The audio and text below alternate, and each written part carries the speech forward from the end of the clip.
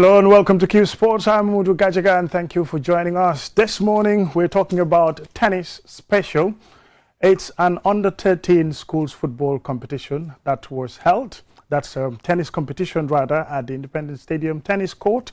And in that competition, some of the schools who participated, we'll be talking about them. And joining me in the studio is Daniel Abel Thomas, the founder and coordinator of that tennis competition. And also with me in the studio is Bailo Barry, one of the coordinators of the event. So we'll talk exclusively about tennis this morning. But first, to look at that competition, schools under 13, first let's have this video.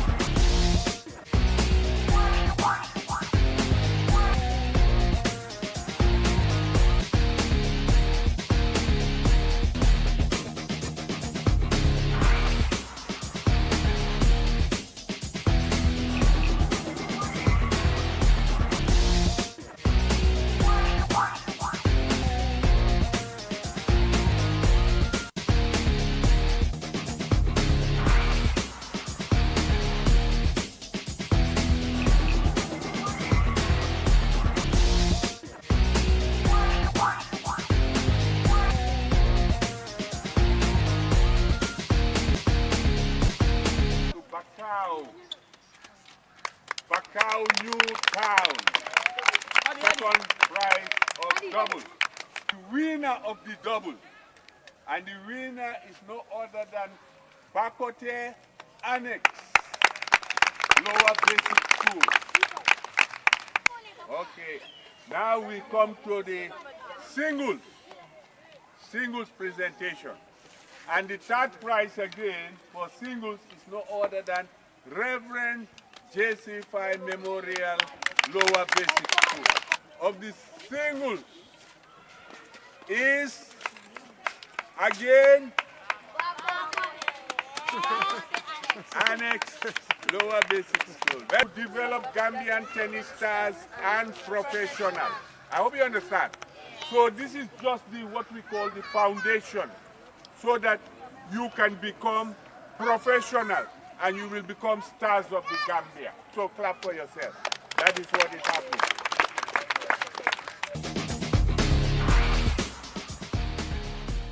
Yes, that's Daniel Abel Thomas himself in the studio to talk about tennis, its development. He was a former tennis player.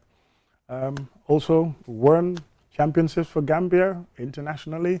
Mr. Thomas, welcome to the studio. Thank you very much. Happy to be here. It's a pleasure to have you. Oh, thank you. Bailo, one of the coordinators of the tennis tournament from the under-13 singles and doubles as well.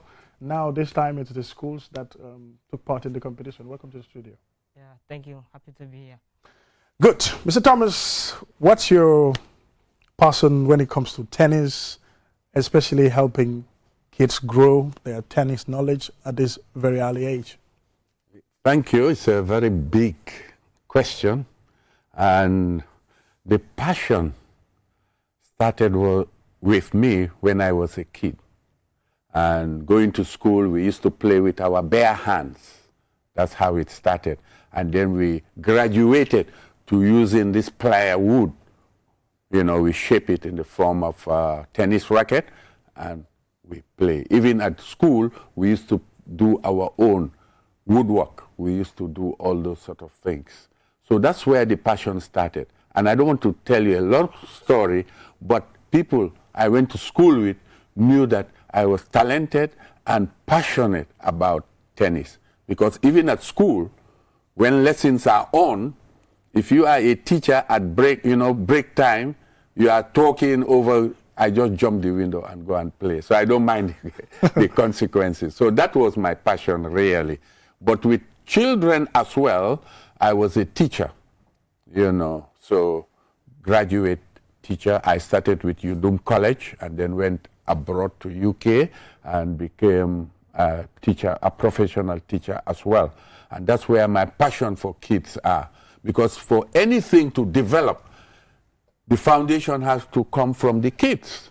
So that is the thing about it. In anything, it must be the kids first, and then on later. So that's where the passion, everything is from.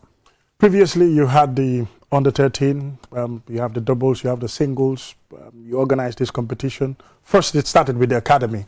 Take us through that one. You have a month-long academy of kids, almost about 20 of them, and they graduated from that. Some of them, when they were coming to the academy, they barely know how to hold the racket properly and play even with the tennis ball. That is correct. I'm glad that you were with us from the beginning.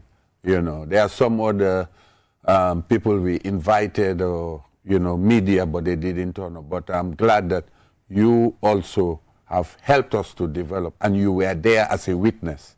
Some, yes, they couldn't, but we trained them. And Bailo is here, he took active part. He's much younger than I am, so he took most of the training, etc. Okay?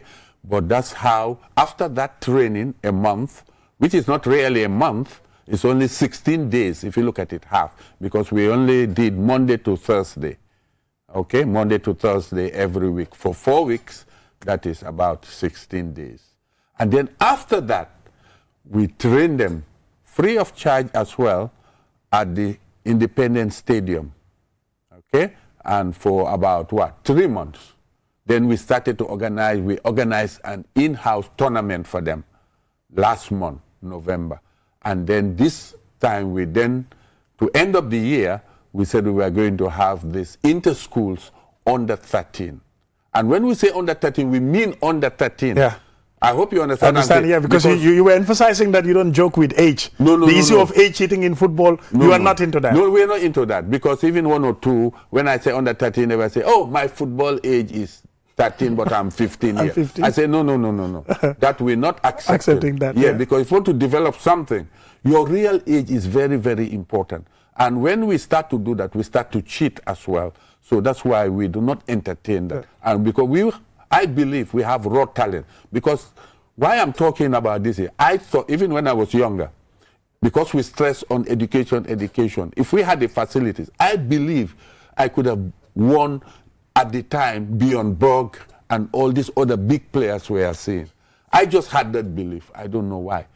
I saw them play, and McEnroe, etc. I said, if I had this opportunity, I can beat these people. Mm-hmm. Yeah, so now I'm a Gambian, so I know that Gambian can develop people with skills. So that's how I think with this, the sky is the limit, provided that we have the necessary support as well. First, from the Gambian Tennis Association, and then, of course, later, they are the ones who should meet government, meet stakeholders, etc. But we are doing our best. So far, we have sponsored everything from our own coffers, our own pocket, let's put it that way. Okay? And it's been very difficult, because putting these things together is always very tough. But Bailo, let's come to you. When it comes to dealing with kids, introducing them to tennis, how to play, and your interaction with them, tell us about that. Yeah, it's a little bit difficult, but if you've been learning from the elders and others, yeah, it's go easy. But when you don't listen to your elders, it will be very difficult. Or you listen to the senior coaches, it's very difficult for you to deal with the coaches, for the young kids. Yes. Okay. So when it comes to the developmental aspect, what do you do first when they come? You introduce them to the game, and what do you do exactly? Yeah, when they come first, I will come and introduce myself, and then for them to introduce themselves, and then we listen, and then we start dealing how to catch the racket, how to handle the racket, and how to hit, starting something like that. Okay. Yeah. So when it comes to the rules also, because that's very important, they know they have a point, but if you hit the racket and then it hits the net and comes back, that is no point, or that is something. So those basic rules, do you also explain them? Yeah, we explain everything. Yeah, little by little, we start how to handle a racket, how to rally, and then you explain how you get the point, low 15, when you hit, when it's go out, it's out. Yeah, something like that. Okay. In fact, he's right, because Exactly. what we do is the training, we tend to bring this technical aspect into the game. But what we focus on is for them to enjoy the game. themselves. Yeah, And at they this are playing, age. Yeah. They are playing, but they are learning some skills. We tend to emphasize, we know what skills we want them to develop, but we leave them to play, and then, we start to, so from there they learn. And the rules, they learn it as well. Well. Thank you. Continue.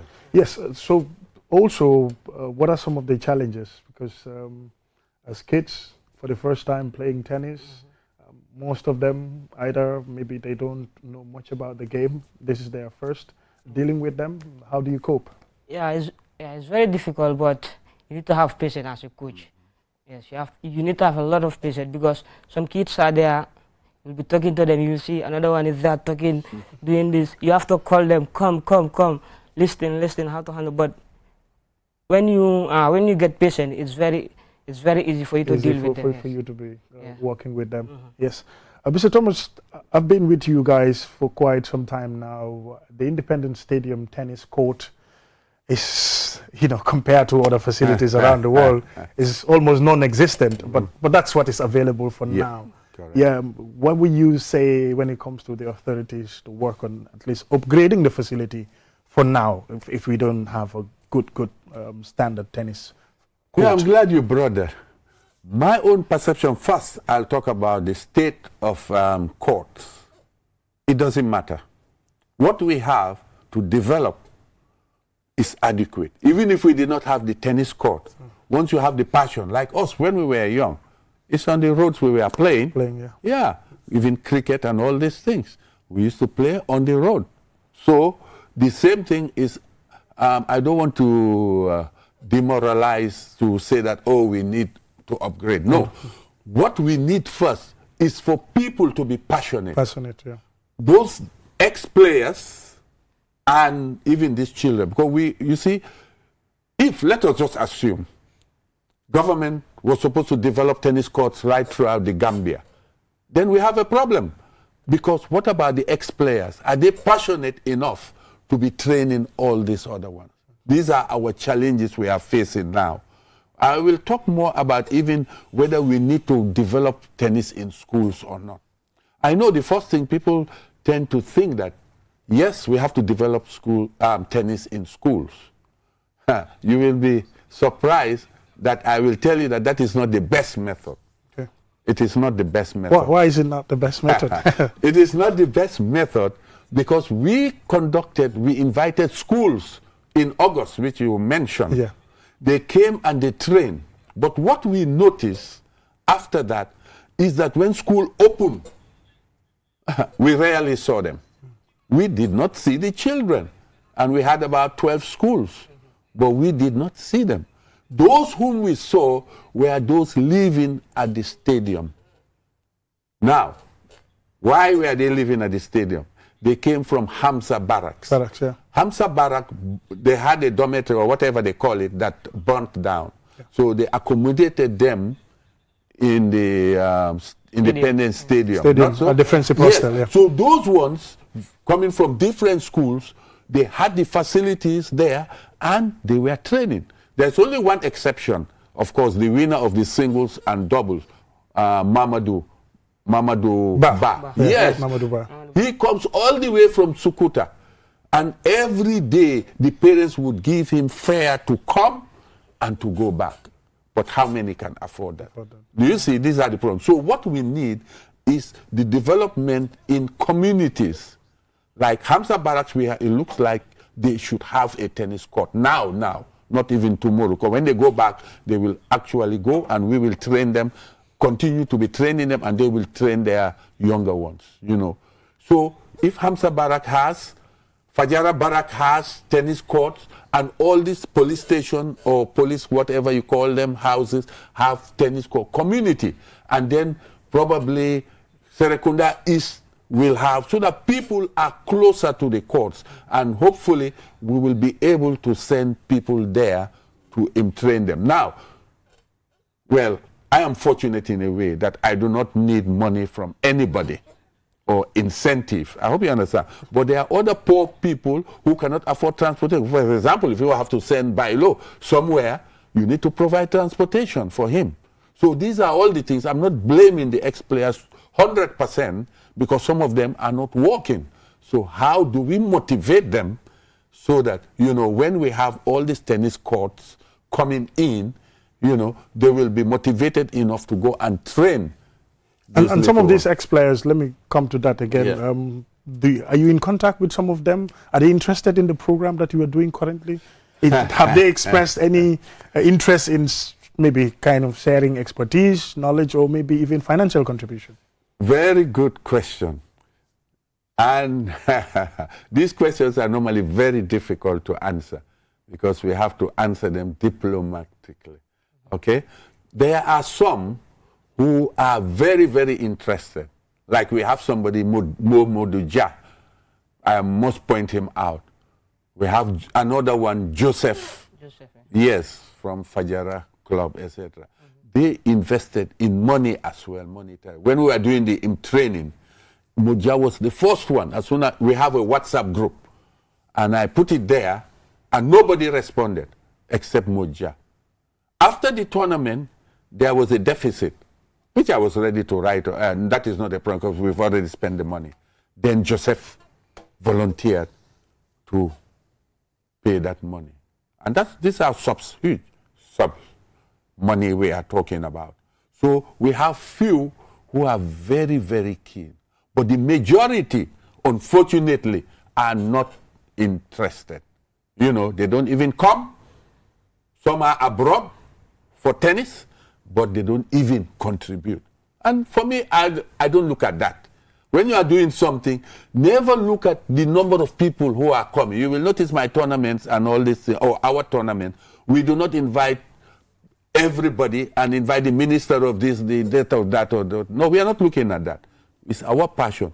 But gradually, when the game develops, then hopefully those ones, the association will invite them. It's not I'm not going to invite them, but the association, hopefully, if they are keen, they will invite them. I don't want to say a lot about the association. You have seen for yourself, yes, and everybody have seen, even in the Gambia. Yeah. Yes, if they were active and taking their responsibilities, tennis would have been at a different level. Yeah, level.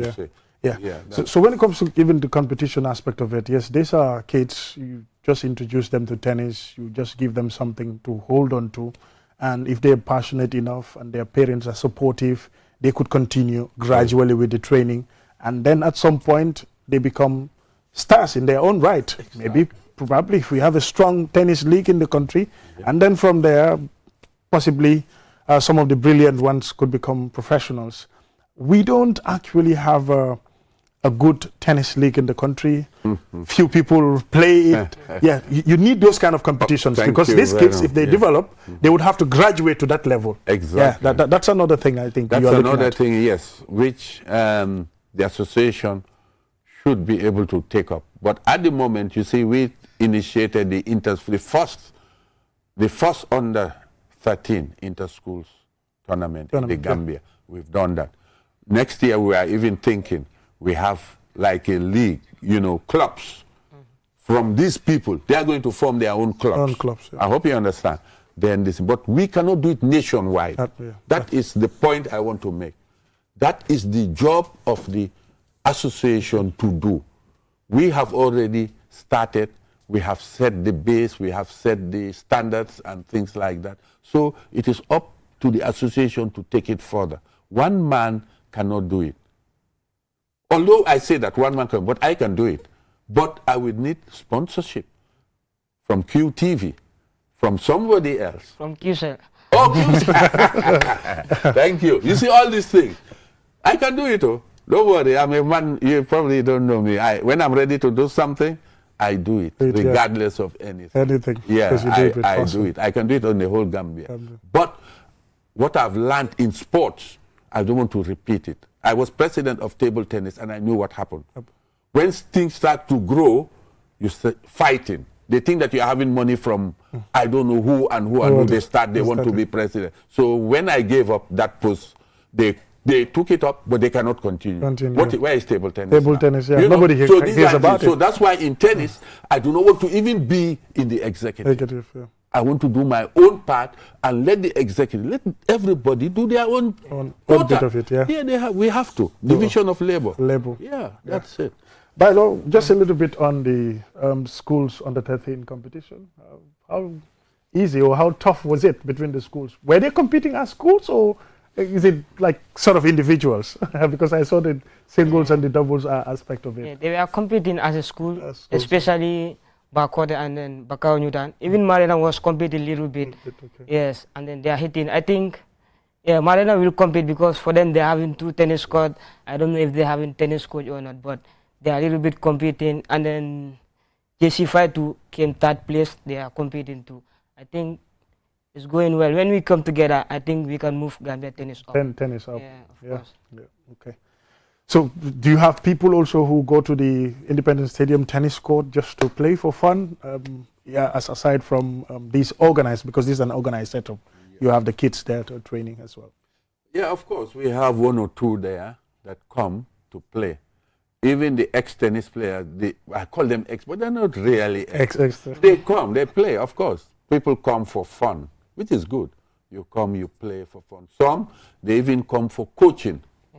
And their coaches, of course, they pay them and all this sort of things, But that is what we have, the setup. People are even free, want to come and play tennis there. They are free. But they will need to contact somebody like Bailo, that they want to come and play so and so time, then he will assist them, When it comes to the... so if they are interested, they can contact you. So I'm sure there are some organizations that even want their children to play, or even the bosses. They've been playing, but they don't know how to play, And the Independence Stadium is there.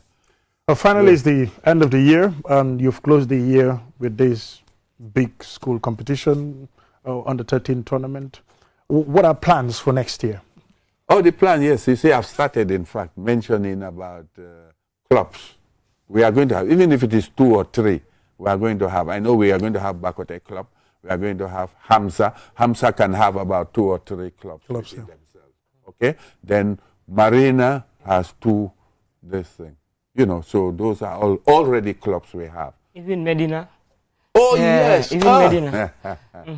Yeah, talk about Medina, I think. I don't. Medina, I think, Gajaga, Medina. Medina is a football club, and then they're having 2 tennis courts. Yeah, they're having a tennis court as well. Yeah. And then Lamin Drama is coaching there. And then I think if we work together, something. Yeah, it is going to... In fact, Modunjai started it. But he's away now. He's gone abroad. Okay, so these are already. You see, we have people who are interested now. So me, I'm urging, with this program, I'm urging the association. Wake up. Do something. The grass or the ground has already been mowed for you. So it's just a matter of sacrificing. Absolutely. And associations are not meant to be like in somebody's pocket. It's meant to be organizing something and developing something. It's not like somebody being elected in an executive position and the person, when it comes to maybe it's just the theoretical aspect, being affiliated internationally and locally. That's not it. For the association to do something and move to the next level, obviously you have to organize something. You must. And the children, with this under 13, we are just discussing what they need as well, exposure. Senegal is not far. Yes. Although there was one, they organized, the association, organized in August or July, something like that, that the under 13 went or to Senegal. That's what we need. We need more of this program. Guinea-Bissau is here. We are just, and not once in the year or twice. It should be even monthly. We're going to Senegal, going to Guinea-Bissau, even Ghana, Sierra Leone, and all these places. Just go in there And you will see what is going to happen with these kids. They're going to be professionals. Although I know it's difficult in the tennis world for them to be professionals. I know why. Because of the system that they've introduced, the ITF, which, you know, unfortunately Africa, hey, they've put us right down. And we are not equal with them. Unfortunately. So it's very hard for somebody in Africa to break. Yes, exactly. Because the points and how they make it is for the developed countries. So I don't, you see, these are things that if there are interests, our government, through the association, can take it up. So that everything is at the same level. Because this under 13 now, especially the winner, look, I assure you that he can beat many of these under 13s abroad even. Yeah, he can win them all. Definitely, yeah. Yes, so Mr. Thomas, on a closing note, maybe what would you need in terms of development for this program to continue helping young tennis stars of the future of the Gambia? Well, this program we've started will definitely continue. But to what scale? That is the thing. Because we are passionate about it and we have the resources for it to continue at the level we are. Now, for it to be greater, we need the association. I think I've mentioned them so many times. I'm not mentioning government because government works through association, not individuals. I hope you understand. So we need the association to take up their role and to be able to organize all these tennis tournaments, etc., and develop. Even we have a tennis court, the Gambia Tennis Association. We have a plot of land, but it cannot be developed because they will tell you funds. In my own opinion, if I was a president, anytime I would have developed that court because I would have gone out. And you need to go out. I know they will tell you, I have gone out or we have gone out. But it's not a matter of just going out once. You go somewhere, they will tell you no. But you have to continue persistently knocking at the door. But that is where I think Gambians are proud. For some reason, once they come once, you say no, they don't want to come again. You know, no. I don't believe in that. I will come until you say yes. So that's what I'm encouraging the association to do. You know, go out. And hopefully when they see all these little programs, my friend, they will help. Absolutely. They will say you are doing something. But if you are not doing anything, how will I remove money and give you? It's been a pleasure to talk about tennis, the development of the game, young players, schools, and under 13 competition was being organized by Daniel Abel Thomas and his partner here, Paolo Barry, for the past few months. And now we've gone to the end of the year. They are having big programs for next year, especially having the club competition. Come and support them. And tennis is a game, also is a sports in which an individual can thrive, can get up to professional level. So with the tennis ball, I'll say we are going on a break, and then when we come back, we'll talk about other things on Qsports. Thank you very much. Thank you.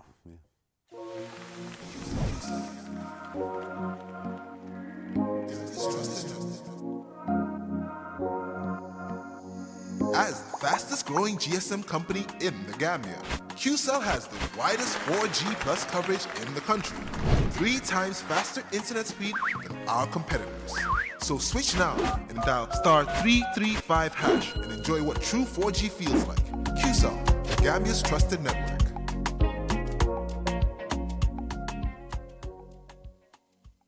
In 2025 with elegance and unmatched ambience with the sensational More Wali, More Gambia, More Ambiance. Imagine spending this New Year's Eve in our luxurious, fully air-conditioned Q City banquet tent. Indulge in a gourmet buffet featuring the finest Gambian and international cuisines. Wow. Galabut tot ñulen ñu mar bem neex. At midnight, marvel at the stunning fireworks display lighting up the sky to welcome the new year in grand style. Tickets are only $4,000 for individual adults and $2,500 for children. Platinum tables are going for just $50,000. Doors would be open from 7 p.m. and the gala wraps up at midnight sharp. Celebrate New Year's Eve with the family at Q City. Let's toast to happiness and unforgettable memories. Naner. Introducing the Qsmart and Qsmart Plus, where innovation meets affordability. Capture life's precious moments with stunning clarity thanks to our high-resolution cameras. Enjoy uninterrupted performance with a fast processor and a long-lasting battery that keeps up with your day. The Qsmart offers a 5.9-inch immersive display, powerful performance, and an all-day battery life, all for just $3,400. Plus get an incredible bundle of 15 gigabytes of data, 120 minutes of talk time, and 300 SMS absolutely free. Upgrade to the Qsmart Plus featuring a faster processor and extended battery life and a larger 6.5-inch screen for just $4,000. With it, you receive a massive 30 gigabytes of data, 300 SMS, and 120 minutes of talk time completely free. All bundles are spread across a 3-month period. Don't miss out. Get your Qsmart or Qsmart Plus from Qcell today. Discover the best in quality and value right here in the Gambia. Available at all Qcell customer care centers across the country. For more information, call 111. Qcell Senior Boss. We innovate, others follow. Indil leen suñ mobile phone yu bees yii ànd ak jamono Qsmart ak Qsmart Plus njëg bi yomba na caméra bi set na mobile bi gaaw na te it batterie bi baax na Qsmart screen bi 5.9 inch la mobile bi njëg bi ñetti junne ñeneenti téeméer rek mobile bi dina ànd ak loolu di 15 gigabyte data téeméer ak ñaar fukki minute yoo xam ne dang si waxtaan si num la neexee ñetti téeméeri SMS te doo fay dara gën koo yaatal Qsmart Plus screen bi 6.5 inch la mobile bi gaaw na ànd ak batterie bu baax njëg bi ñeneenti junne rek la te it mu ànd ak loolu di 30 gigabyte data téeméer ak ñaar fukki minute waxtaan si num la neexee ak ñetti téeméeri SMS free bondu lii dinañ la ko xaajal si diiri ñetti weer demal léegi si suñ Qcell Customer Care Center yi si réew mi pour am si lu leer koolal Qcell Customer Care si 111 Qcell suñu bos ñoo xaali yoon bi ñeneen toppa lii dafa ànd ak sarta yuñ tëral.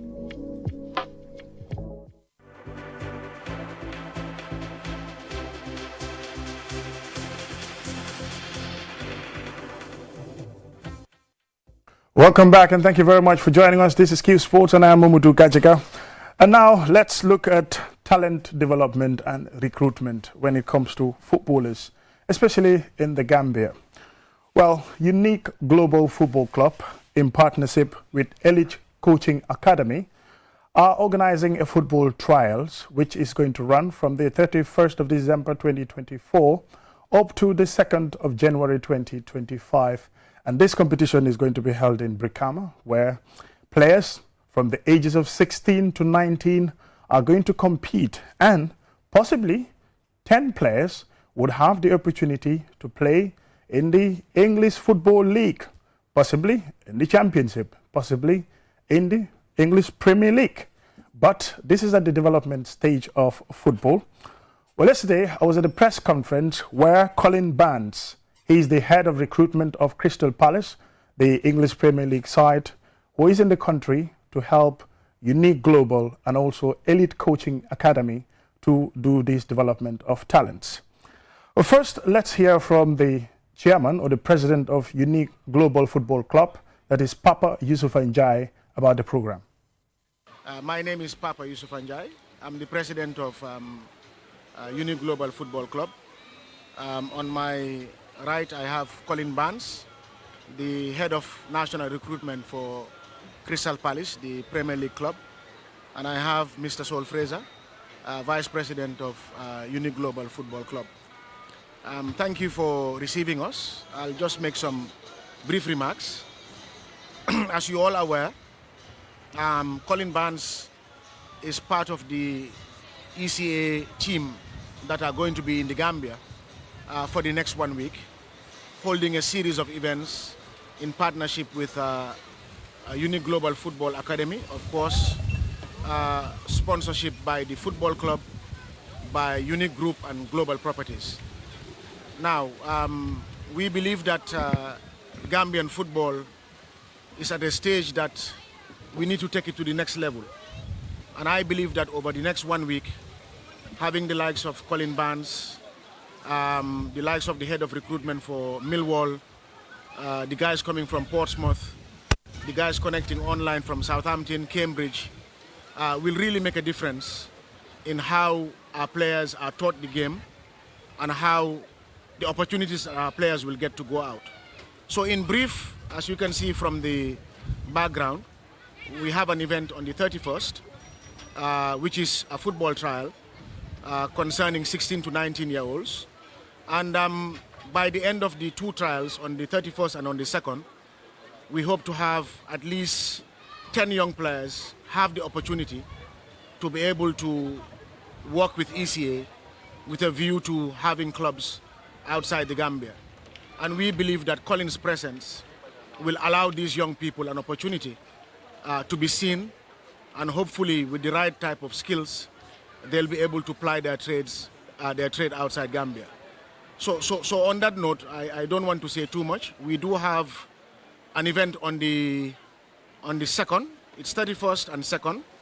Then on the 4th, we should have an event chaired by the Honorable Minister of Sports, a CPD course for scouts and coaches with a view to learning about the English game, how the English system has evolved over time to produce the hurricanes of this world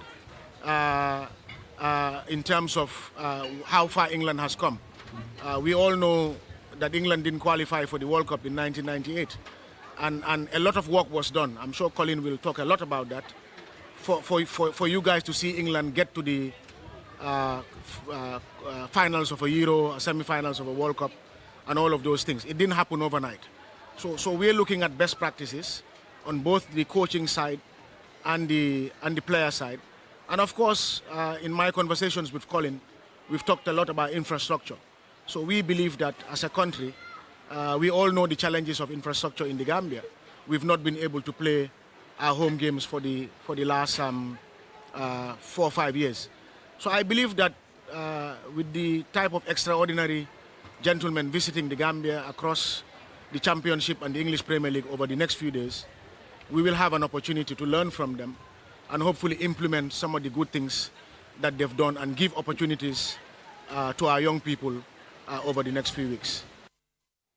That was Papa Yusuf Njai, the president of Unique Global Football Club in the Gambia, who plays in the 2nd division, and the head of recruitment for the English Premier League club, that is Crystal Palace, who is going to help in coordinating this program, help identify talents. Talent identification, Colin Barnes talks about that.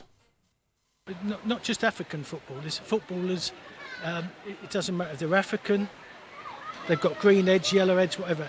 First and foremost, I use the 3 sevens. How do they take and deal with the football? How do they move, and what is their spirit like? Now let me break that down. Spirit is, are they a winner? Are they prepared to go the extra yard? Technique, can they deal with the football? Lots of people can deal with the football, but then don't know what to do with it. You know, and then the final thing, which I think is really important, is, are they good people? Are they learners? Are they prepared? You know, don't get upset when they say, stop there. This, you should need to do this, this or this. No coach makes a player. We help. And over the years, I've been fortunate to be associated with loads and loads of top-class talent. But all of them had one thing in common. They had a need to be successful. Not a want, you know, a need. They needed it. We all want to be something, but the need was what they would do away from the football club, how they would go and make themselves better, how they would live. It become an obsession. It's like with me in football, it's not a job, it's a passion. So I've gone away and done my best because I need to be the best that I can. So going back to what I look for, are they athletic first and foremost? You won't play in the top leagues unless you can run. unfortunately, that's the way the game's gone, especially in England, in the Premier League, Championship, and there's lots of African players playing. And you look at a lot of the French players, they've come from, they're African really. So it's an emerging nation. In Gambia, I've seen loads of lads who are fantastic athletically, not bad on the ball, but no discipline. They just run over everywhere, and so they need educating. Whatever you look at, raw talent alone won't get you there. Well, that was Colin Barnes, who is the head of recruitment at Crystal Palace English Premier League club. Currently in the Gambia on these trials, that is organizing a football competition where teams are going to compete. And some of them, if they're good enough, maybe for the English Premier League, maybe for the Championship. And some of them, if they're extremely good, possibly in other leagues around the world. And this program is going to be held in Brikama in a few days to come, where players from the age of 16 to 19 will be looked at, identified, and probably helped developed to the next level of the game. But now joining me in the studio is Lamin Jara, journalist. He covers a lot of local football. And few days to come, or I would say tomorrow in fact, is the final of the West Coast Zonal Competition. And this zonal competition, of course, Jara, it's going to be held again in Brikama for the finals. Thank you very much, and good morning to everybody who is, following us live on QTV. And it's a pleasure to be on board. But you've said it all. It's a final, and it's going to be held at Brikama tomorrow between Fonyi and Brufut. And we are looking forward to a very, very good game. Yes, during the competition, we had a very sad news of losing Keba Bojang, who is a former referee. He officiated matches in the West Coast region. He officiated matches in the Greater Banjul. He even officiated matches which involve league clubs as well. He's late now, and he's been remembered when it comes to this tournament. Tell us something about him. I think Keba is just somebody, an exemplary leader, if you like. He was, up to his demise, he was the president of the Referees Association, in West Coast. This was somebody who was very, very special. I could remember the last time I met him was even at the football field at Brikama in Boxbar, to be precise. I think he has stepped up and he has served the people to the best of his ability. This was someone who will always want to make sure that the referees, go to grounds, cover games, and of course on time. I could remember there was a time we wrote to them to make sure that referees come and cover the game, and they were late 1 or 2 minutes. He had to leave all what he was doing to come out there to make sure that we had the game and everything went peacefully. So I think West Coast and the Referees Association in particular are able to reach this milestone thanks to his leadership. He's been fantastic, and I know we will definitely miss him for as long as we live. General, let's also talk about the final itself. It's going to be a final where initially, what's the name again, Brufut, made the final, and then Fonyi appealed against them, and now they're in the final. Again, Fonyi played, is it against Sukuta? Sanyang. Yes, Sanyang rather, and they're in the final because of an appeal. Just a little bit on that. Yeah, interesting scenarios we have seen. It was in the semi-final, when the champions, Fonyi, remember they were on course to defend their title, and they went on to play Sanyang. This was exactly at the same, point they met last time out, and 1 year later they met again, and this time it was time for Sanyang to revenge, and the game ended 2-1. Then from then on, Fonyi felt that Sanyang felt in a player who supposed not to be there as per the rules, because they believe this said player, in fact, interestingly, played in their own zone, Fonyi, and they thought they had a case, and they picked it from there and went on and appealed, and after a series of consultations and findings, the appeal went their way, lost the semi-final in open play, but here they are in the final. In the final. That's quite very interesting. So what an interesting final is going to be tomorrow. Yeah, it's going to be very interesting. You look at the two teams and their road to the final. It's just amazing. At the beginning, nobody was going to believe in you to say that these two teams were going to play the final. You look at Fonyi, they came in, trying to to defend their title. But what a way to do it. Technically in open play, I'll always say this, they won only one match. That was against Brufut in the group stages. From then on, it was, games not completed, decisions went their way, appeals here and there, and counter appeals, and somehow they are in the final. And for the fact that they won it last time and they are on course to write history as the first team ever to win it twice, not only twice, but twice in a row, it's going to be interesting. You look at Brufut, yes, they have not been strong competitors, for the past two editions. Although in the first edition they were very strong, the only goal they conceded knocked them out. They were very unfortunate. But in the past two editions they were not themselves. But this time again, yes, they lost the first game against Lamen. They lost to Fonyi when they traveled. That was the only game. And somehow they got a lifeline. And when they went to Costa, they won by 3-0. That gave them that belief. And that Manding joking relationship derby in Brikama, that was where they got their season back. 93rd minute, they needed a point at least to qualify. They were losing it by 1-0, and they stepped up with the last kick of the game and equalized. From then on, wow, they went to Gunjur, who never lost at home in this tournament in entirety from the first edition, and they got the goal and won it. And when they came into the semi-final, it was Lamen that beat them, and they went on and hung on penalty shootout, 0-0 in that semi-final, and won it. So now here we are, two teams, one won one game in open play, the other won 2 games in open play, but somehow they are in the final. In the final. And some would say, yeah, deservedly, it doesn't matter football, because when you follow the rules and fair play. But somehow Brikama, the host venue for the final, this is like, is it the 4th edition? They are unable to make it to this point, and they haven't won the competition as well. Yeah, they haven't. To me, I think if there is a team or a zone that you feel deserves, or the fans deserve better, it should be in Brikama, because they have all the luxury, all the facilities. They have, they are spoiled when it comes to choices. You talk about, 900 players from the Nawetan to choose from, but somehow season in, season out, edition in, edition out, they fall short. So I think, and they start well. Yeah, like their first 2 games, they either win and they play convincingly, but all of a sudden, if it gets to the knockout stages, that's where most of the time they falter. Yeah, most of the time, in fact, all the time, that's where they falter. They'll go into the group stages, collect 10 points, 7 points, and when they come to the box bar, and interestingly, in each of the occasions, in each of the editions, is the team that knocks them out that goes on all the way to win it. But this time, Sanyang knocked them out. They were on course to the final, and Fonyi came up with the appeal, and then now that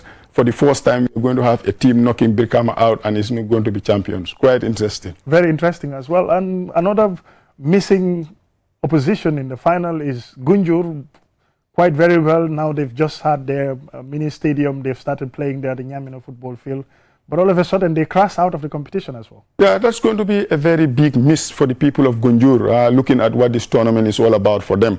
In the first edition, they came, they swept everybody aside, and they made it theirs. In the second edition, they were semi-finalists, and in the third edition, they were runners-up. Up to that time, to me, they were the most successful team this competition has ever offered. But this year again, with the statement of intent on opening night, against Sanyang in that derby, in the Gambia's newest mini stadium, I call it, at the Nyamina, they ran riot 3-0. From then on, they were never convincing. They went to Sukuta in that joking relationship derby, and they got humbled by 4-0. Then from then on, it was like, this is not the Gunjur we know. And against all odds, Sukuta came there. That was the quarter-final. And interestingly, it was the same day while Sanyang were doing the homework at the box bar, knocking Brikama out. What a day it was. You wouldn't have believed that was going to happen. At the Nyamina, the bigger story was happening in the 25th minute. Brufut, got the goal, and Gunjur did everything possible in front of thousands of supporters who came to the South Coast to watch the game. But